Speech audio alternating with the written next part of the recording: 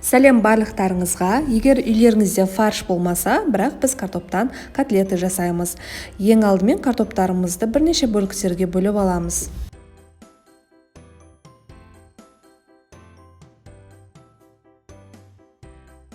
Ыдысымызға салып, үстінен су құйып, дәміне қарай тұзды салып, картоптарымызды пісіріп аламыз.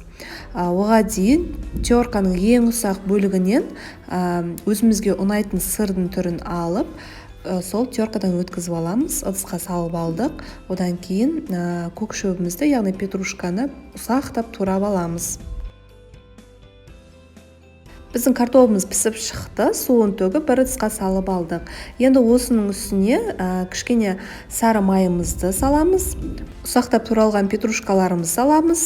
Теркадан өткізілген сырды салып, жақсылап араластырып, езіп аламыз.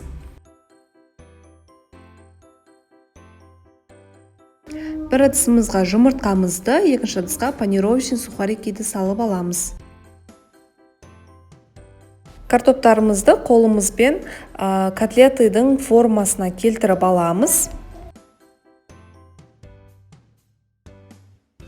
Алдымен жұмыртқаға малып аламыз, одан кейін панировочный сухариге малып алып, барлығын дәл осылай дайындап қоямыз.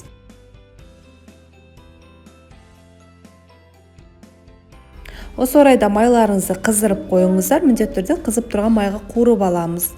Асты қатты отта қызып тұрған майымызға екі жағы қызарғанша қуырып аламыз.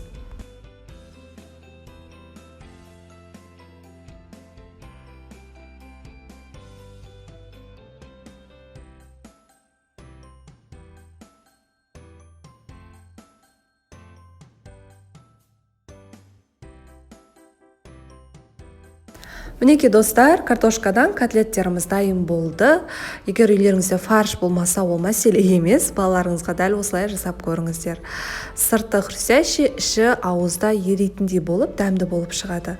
Жасап көрсеңіздер, инстаграмға салып, мені белгілеуді ұмытпаңыздар.